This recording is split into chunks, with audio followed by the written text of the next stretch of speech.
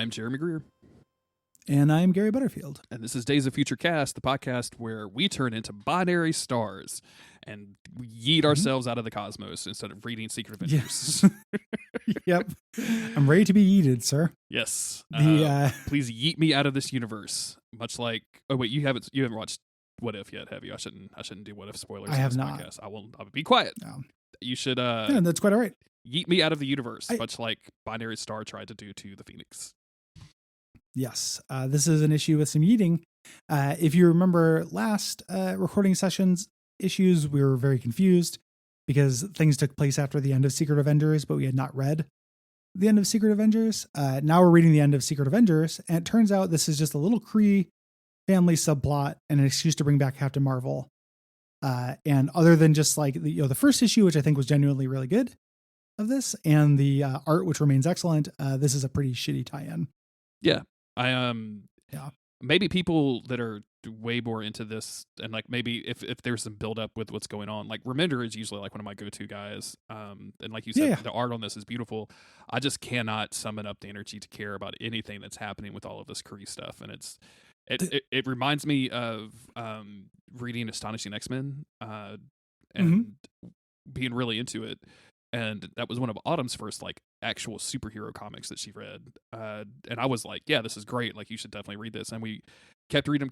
And then the X-Men went to space, and she was like, what the fuck is this? And she was like, I don't want to bother with this. And I'm like, oh, well, I have bad news for all other X-Men comics, because this definitely will keep happening if you're into X-Men at all. Yeah. But yeah, like X-Men are continuously getting involved in like shitty aliens, like with shitty aliens. Yeah. I just don't care. And this is the epitome of that to me, because there's no X-Men, or there's barely any X-Men, I guess I should say. Yeah, this is very low on X-Men. It's really high on Kree politics. And the Kree have always been a tough sell for me. Like, both of you and I are both like pretty lukewarm on Cosmic Marvel in general. And the Shi'ar I also dislike, but at least the Shi'ar has a team of superheroes they send out. Yeah. Like I find the Shi'ar politics and all that stuff really boring. But they'll send out the Guardians, the Imperial Guard, and I'm like, okay, these guys are at least cool. The Kree don't have that. The Kree just keep like leaking off superheroes to give to Earth, and then whenever we're dealing with actual stuff with Kree, like, I have a very hard time giving a shit. Exactly. So there are characters that are Kree that come to Earth that I like, but this basically wraps up that storyline, which is Secret Avengers going into space, trying to use the Phoenix backpack, the Phoenix cage, feeling and getting betrayed by everybody with Kree DNA because of a mind control plot that a kid does. And this kind of just explains that and wraps that up,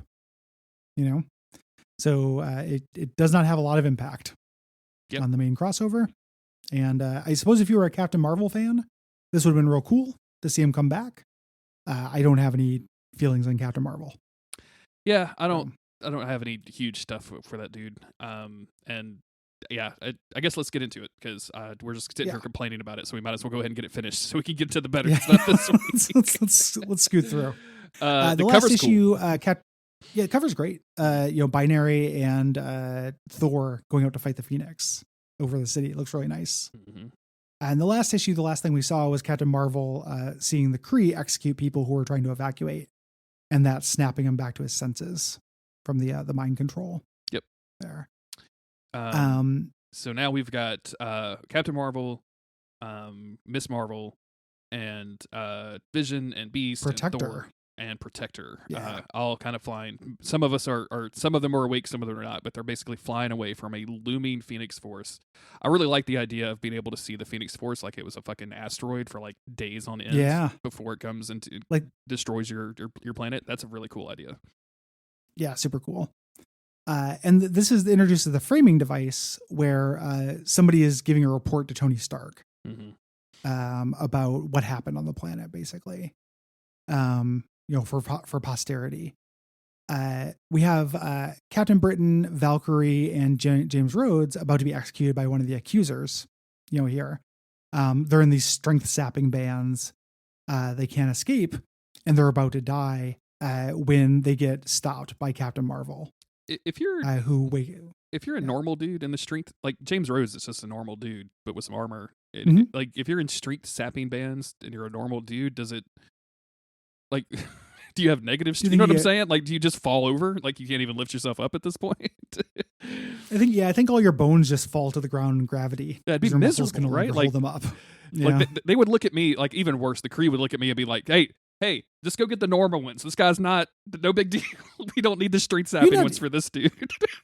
You just had to ask me politely. Like if an accuser was like, "Hey, stay still," I'd be like, "Yeah, okay." What am I gonna do? My name is Ronan.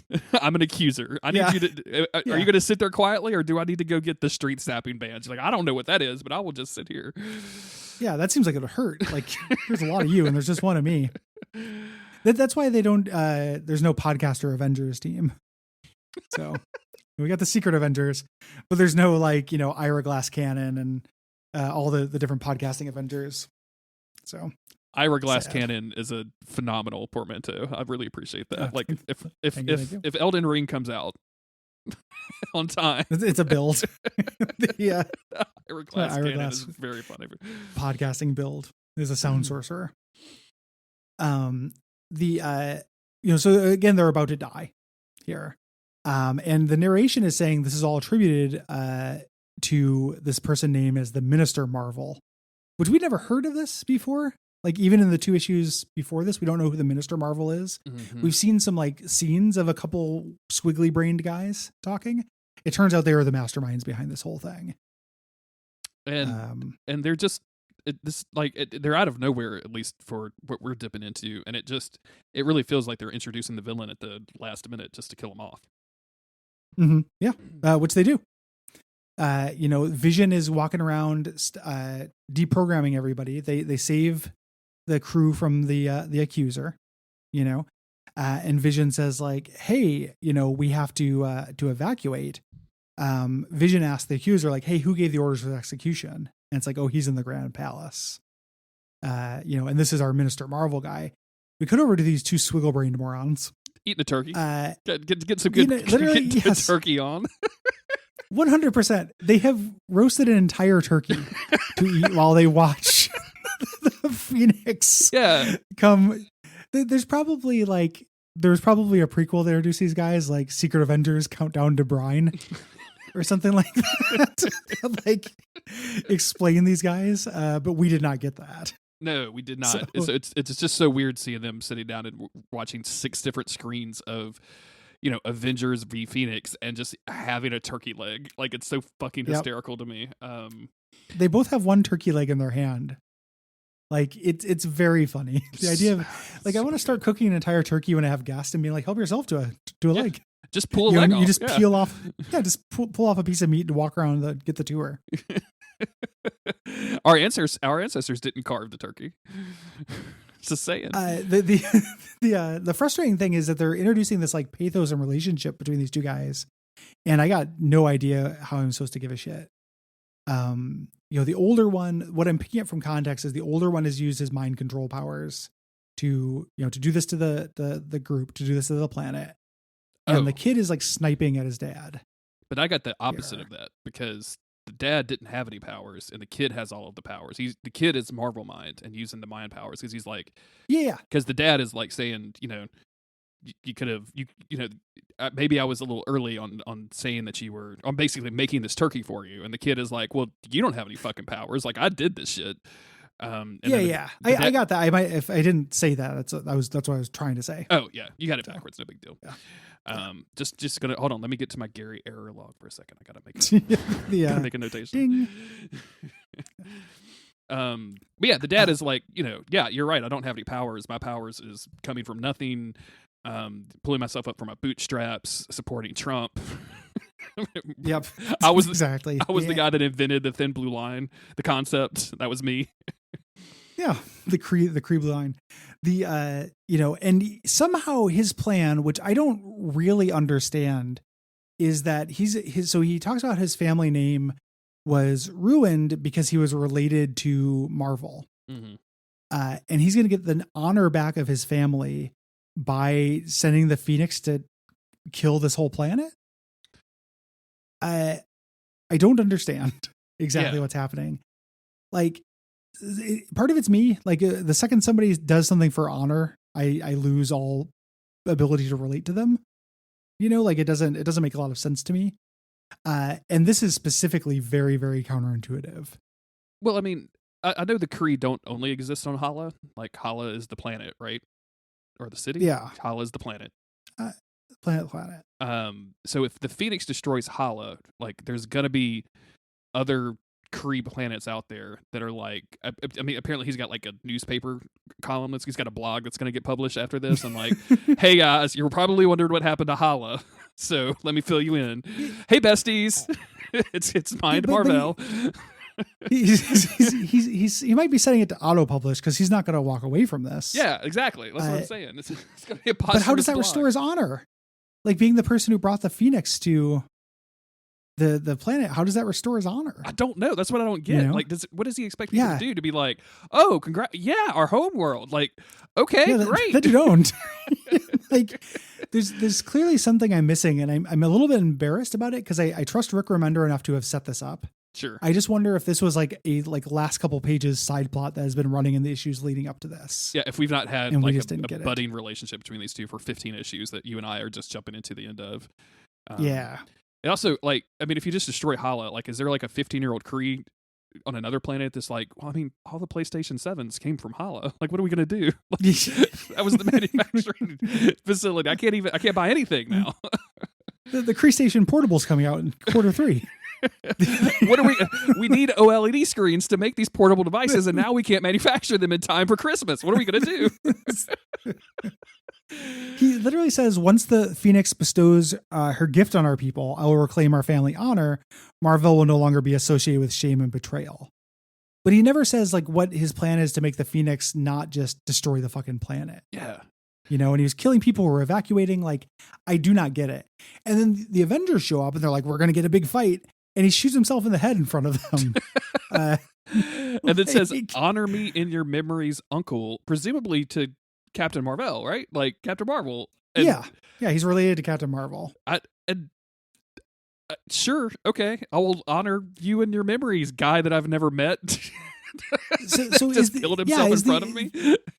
The idea that he brought the Phoenix here and he wants to have Captain Marvel fight off the Phoenix, and that's what's going to restore his name. But then he also says that his name was sullied because he was related to Captain Marvel.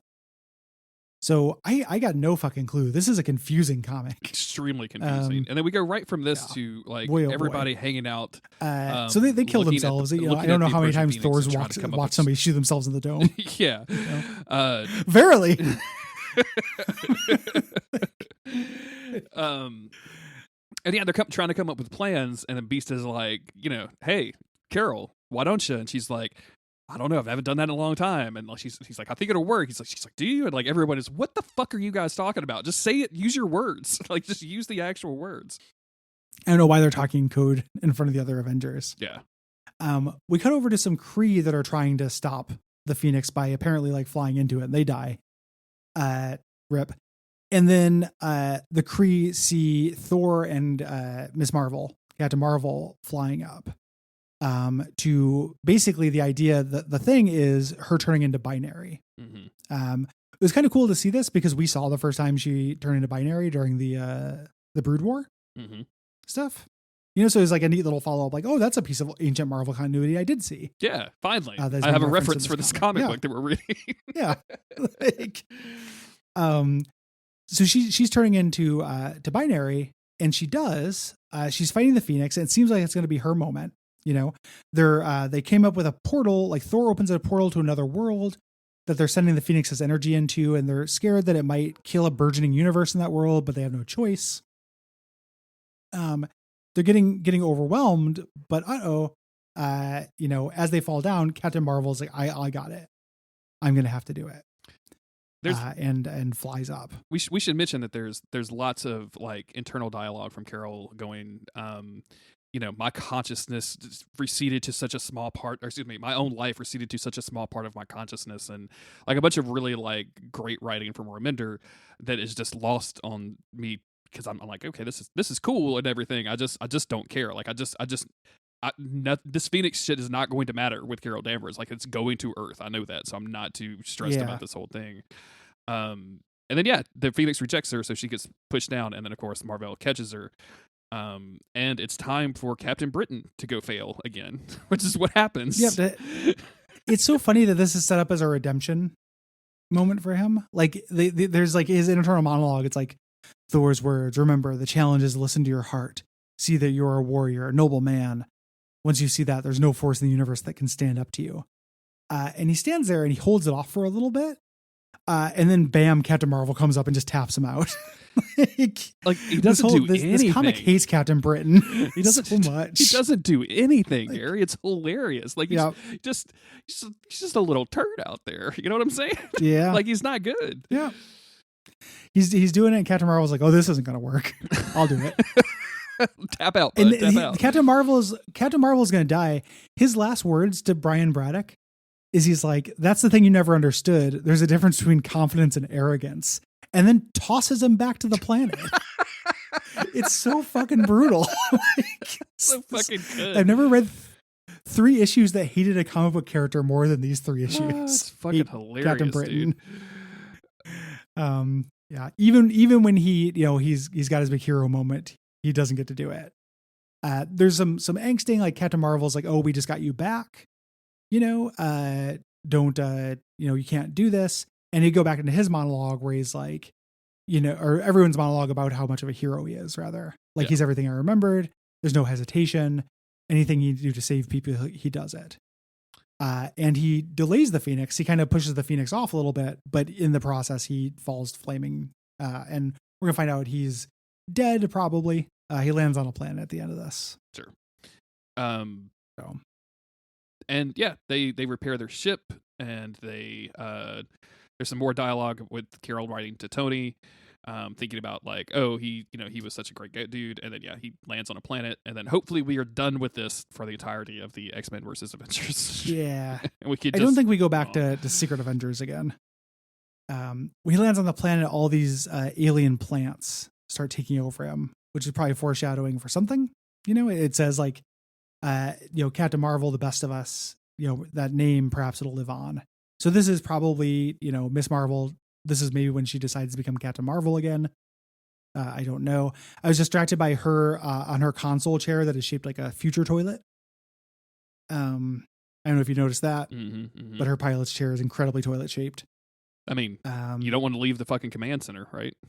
Like, you just go in space. You go where you sit. That's what I know about space.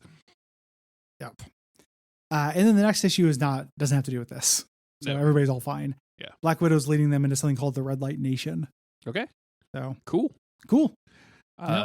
Goodbye, Secret Avengers. I'm glad you introduced me to this artist. Yes. But otherwise, fuck off. Like, this has been dumb as hell. Glad we are absolutely done with you in this crazy fucking path that we have set ourselves on of reading every single possible tie-in to Avengers versus X-Men.